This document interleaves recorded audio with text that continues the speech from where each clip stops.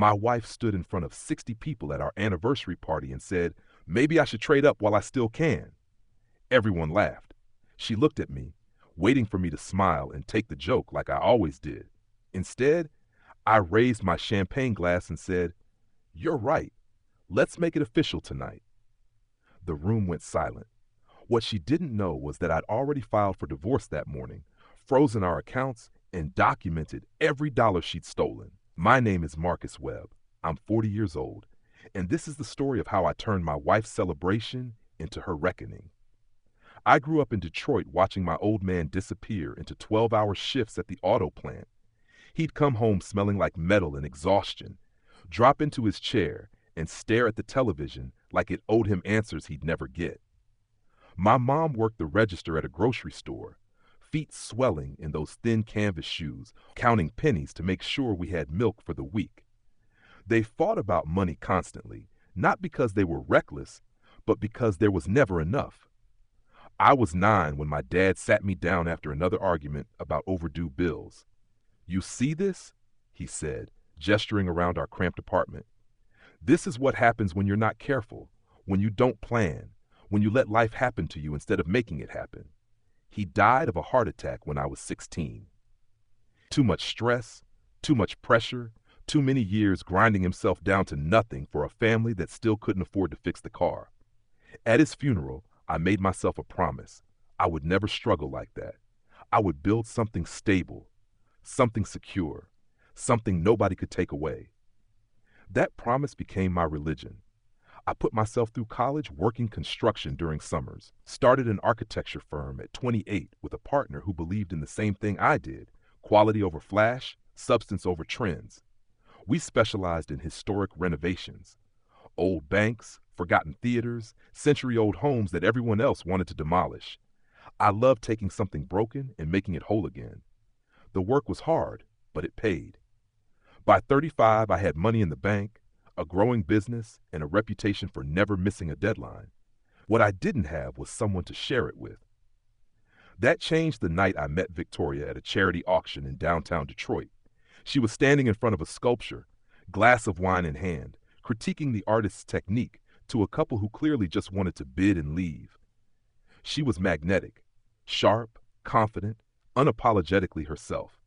We talked for 3 hours that night about art, about architecture, about the difference between creating something and consuming it. She worked in event planning, curating experiences for wealthy clients, weddings, corporate galas, product launches. She had this way of talking about her work like it was art itself, the lighting, the flow, the emotional arc of an evening. "I don't just plan parties," she told me. "I create moments people remember." I fell hard, fast. Within 6 months, we were engaged. Within a year, married. I bought us a 1910 brownstone in Corktown that everyone said was too far gone. Spent 18 months restoring it. Original hardwood, crown molding, a kitchen that blended modern function with period details. Victoria chose the colors, the fixtures, the art. I built the bones that held it all together. The day we moved in, we stood in the empty living room, sunlight pouring through the tall windows. "This is ours," she said, squeezing my hand. "Really ours." I believed her. It started so slowly, I almost didn't notice. Victoria began taking on bigger clients, not local weddings anymore, celebrity events in Miami, tech launches in San Francisco, fashion shows in New York. She was good at it, really good. Her Instagram following exploded. Brands started sending her free products. Magazines featured her work. And with the success came new friends, people with names I'd heard on podcasts, people who vacationed in the Maldives and complained about TSA pre-check lines, people who made our comfortable life look quaint. At first, I was proud. My wife was thriving, making connections, building her own empire. But somewhere along the way, our life became the life she was stuck with. She started talking differently about money, not grateful for stability, resentful of limits. "Trevor just bought a beach house in Tulum," she'd say. "Cash." "Okay," I'd reply. "Good for Trevor." "We could do that if you weren't so conservative with money." Conservative. That was her new favorite word for me. Conservative with money, conservative with risk, conservative with life. What she meant was boring. The joke started at dinner parties, little comments that got big laughs. "Marcus still balances our checkbook by hand." It's adorable. He'd rather fix a broken banister than go to Ibiza. I married a man who thinks a Wild Friday is craft beer and PBS. Everyone would laugh, including me. Because that's what you do, right? You take the hit. You prove you're secure enough to be the punchline. But each joke was a small cut, and small cuts add up. She met him at a conference in Los Angeles. Ethan Chase, tech entrepreneur. Sold his first startup at 29 for 8 figures. Now he was an angel investor funding the next generation of disruptors. Victoria came home from that trip different, buzzing with energy, talking faster, eyes bright with something I hadn't seen in months. I met someone incredible, she said. Ethan Chase. He's funding my next project. What project? I'm starting my own agency. Premium events only. High-end clientele. Ethan believes in my vision. She showed me his Instagram. Private jets, exotic cars, parties on yachts, the kind of life that only exists in algorithms. That's great, I said. What's the business penciled? Why do you always have to analyze everything? Can't you just be excited for me? I am excited. I'm just asking questions. Ethan didn't ask questions. He just believed in me. That sentence sat between us like a third person in the room. Over the next few months, Ethan's name became a constant. Ethan says this market is about to explode. Ethan introduced me to someone at Vogue. Ethan thinks we should rebrand completely. She started working later. Weekend trips to scout venues, calls she took in the other room. I'm not a paranoid man, but I'm also not an idiot. I started paying attention. One night, I noticed a charge on our joint credit card, $4,200 at a hotel in Miami. Same weekend, she told me she was visiting her sister in Ohio. I called the sister. How was Victoria's visit? Silence. Then what visit? My stomach dropped. I hired a private investigator. His name was Ray, former cop, now tracking cheating spouses for a living. Give me 2 weeks, he said. He came back in 10 days. The report was thorough. Photos of Victoria and Ethan at restaurants, walking into hotels, laughing on a beach in Miami, the same beach our credit card paid for. But that wasn't the worst part. Ray had also tracked financial transactions. Victoria had opened a separate bank account I didn't know about. Over the past 8 months, she'd been moving money from our joint savings into it. $3,000 here, $5,000 there. Small enough not to trigger alerts, large enough to add up. By the time Ray handed me the folder, she'd moved nearly $60,000. What's the account for? I asked. Ray shrugged. Most likely her exit fund. People don't build secret accounts unless they're planning to use them. I sat in my car outside Ray's office and looked through the photos again. Victoria laughing. Victoria touching Ethan's arm. Victoria looking at him the way she used to look at me. I didn't cry. I didn't scream. I just felt cold. I didn't confront her. Not yet. Instead, I called my attorney, Daniel Frost, the same guy who'd handled my business contracts for years. I showed him everything. The photos, the financial records, the hotel charges, the secret account. Daniel leaned back in his chair and whistled. She's not even being subtle. What are my options? Michigan is a no-fault divorce state, but adultery and financial misconduct still matter in asset division. If we can prove she was planning to leave and was hiding money, we can protect your business and your assets. How do we do that? We move first, quietly. Freeze the joint accounts. Secure your business assets. File for divorce before she knows what's happening. And then, Daniel smiled, then we let her realize she miscalculated. Over the next 3 weeks, we worked in silence. We restructured my business so Victoria had no claim to it, moved my personal assets into a trust, documented every suspicious transaction from our joint account. I played the perfect husband, made dinner, asked about her day, smiled when she mentioned Ethan. Inside, I was building a wall between us brick by brick. Then came the invitation. Victoria wanted to throw a party for our 10th wedding anniversary. Something big, she said. Elegant. A celebration of us. She wanted it at our home, the brownstone I'd restored with my own hands. I agreed to everything. The caterers, the open bar, the live jazz band, the guest list of 60 people, half of whom I'd never met. She was glowing with excitement, planning every detail. What she didn't know was that I'd scheduled the divorce force filing for the morning of the party. Daniel thought I was crazy. Why not just serve her papers and skip the drama? Because she's been humiliating me in public for 2 years, I said. It's time she knows what that feels like. The day of the party, I woke up early and drove to the courthouse, signed the papers, filed for divorce. By 9 a.m., it was official. By 7 p.m., Victoria was greeting guests in a designer dress, playing the role of devoted wife. The party was everything Victoria wanted. Perfect lighting, perfect food, perfect music. She moved through the crowd like a celebrity, hugging people, laughing, holding court. Ethan was there too. Not as her date, that would have been too obvious, but he was there, lurking at the edges, making eye contact across the room. I watched them, the little glances, the half smiles, the way she lit up when he walked past. Nobody else noticed, but I did. Around 9 p.m., Victoria called for everyone's attention. She stood in the center of our living room, champagne glass raised, spotlight on her.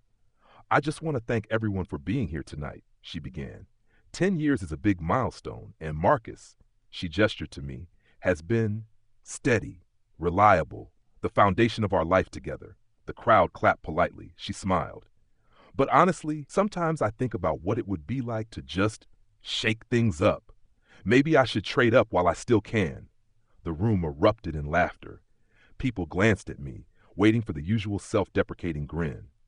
Instead, I raised my glass. "You're absolutely right," I said calmly. "Let's make it official tonight." The laughter died. Victoria's smile froze. I set my glass down and pulled out my phone. "Since we're all here," I said, "and since Victoria loves a good performance, let's talk about our marriage." She paled. "Marcus, don't. This brownstone you're standing in, I restored it. Every floor, every wall, every detail. Victoria helped decorate. But the bones, the foundation, that was me." A few people shifted uncomfortably. "Over the past 10 years, I've worked 60-hour weeks to build a life she could be proud of. And for a while, I thought she was." Victoria tried to cut in. "This isn't the time." "But about 8 months ago," I continued, "Victoria started moving money out of our joint savings into a private account I didn't know about. Small transfers, frequent, almost $60,000 total." Gasps, whispers. Victoria's face went white. "You're lying." I pulled out printed bank statements and held them up. "It's all documented. Dates, amounts, account numbers." Her mouth opened, but nothing came out. "And while she was moving money," I continued, "she was also spending it. Hotels in Miami, restaurants in Los Angeles, all charged to our joint credit card." I turned to Ethan, who looked like he wanted to disappear. Ethan was with her on those trips. I have photos, timestamps, receipts. The room was dead silent. Victoria finally found her voice. "This is insane. You're humiliating me." "No," I said. "I'm being honest. For the first time in months, I'm being completely honest." I pulled out a folded document from my jacket pocket. "This morning, I filed for divorce. Our joint accounts are frozen. Our assets are being divided according to Michigan law. And since you've been hiding money and spending marital funds on an affair, I have a very strong case." Victoria's eyes filled with tears. "You can't do this." "I already did." Ethan was the first to move. He muttered something about an early flight and practically ran for the door. Victoria called after him. "Ethan, wait!" He didn't even look back. The guests started leaving in clusters, awkward goodbyes, uncomfortable hugs. A few people squeezed my shoulder on their way out. Within 20 minutes, the house was empty except for Victoria and me. She stood in the center of the room, mascara running, champagne glass still in her hand. "How could you?" she whispered. "How could I?" I repeated. "You've been cheating on me for months, stealing from our savings, planning your exit while I paid for everything." "I wasn't stealing. That money was mine too. You're right. It was. Until you opened a secret account to hide it." She crumpled onto the couch, sobbing. For a moment, I felt something twist in my chest. This was the woman I'd married, the woman I'd built a life with. But then I remembered the jokes, the humiliation, the way she'd looked at Ethan while wearing the ring I'd bought. "You can stay here tonight," I said. "But tomorrow, you need to leave." She looked up, eyes red. "Where am I supposed to go?" "I don't know. Call Ethan." I walked upstairs, packed a bag, and left. The divorce moved quickly. Victoria tried to fight it at first, hired an attorney who painted me as controlling and vindictive. But Daniel was ready. He presented the financial records, the photos, the hotel receipts, the secret account. The judge wasn't impressed with Victoria's excuses. The settlement was straightforward. I kept the business. I kept the house. We split the remaining savings 60-40 in my favor. due to her financial misconduct. She walked away with enough to start over, but not enough to live the life she'd been planning with Ethan. Speaking of Ethan, he ghosted her the week after the party, blocked her number, unfollowed her on social media. Turns out angel investors don't like bad publicity. 6 months later, I'm sitting in my office on a Saturday morning, drinking coffee and reviewing blueprints for a new project. The house is quiet, no tension, no passive-aggressive comments, no jokes at my expense. I've started dating again. Nothing serious. Just coffee, dinners, conversations with women who don't see me as a bank account or a safety net. I still work long hours, still love restoring old buildings, still believe in building things that last. But now I also believe in something else, knowing when to walk away. Victoria texts me occasionally, asking how I'm doing, suggesting we talk like adults. I don't respond. Some foundations can't be repaired. You just have to tear them down and build something new. If you're reading this, maybe you're in a similar situation. Maybe you feel like the punchline in your own marriage. Maybe you're being told you're too careful, too boring, too stable. Let me tell you something. There's nothing wrong with being the steady one, the reliable one, the one who shows up and does the work. But there's also nothing noble about staying in a place where you're not valued. I spent 2 years being humiliated in public and private. 2 years being told I wasn't enough while funding a life I wasn't even enjoying. The moment I stopped accepting that treatment was the moment my life changed. You don't have to blow up your marriage at a party. You don't have to make a scene. But you do have to decide. Are you building something with someone who respects you? Or are you just funding someone else's exit strategy? I chose myself, and I've never slept better. If this story resonated with you, share it, comment below. And remember, you're not a bank, you're a man. Act like it.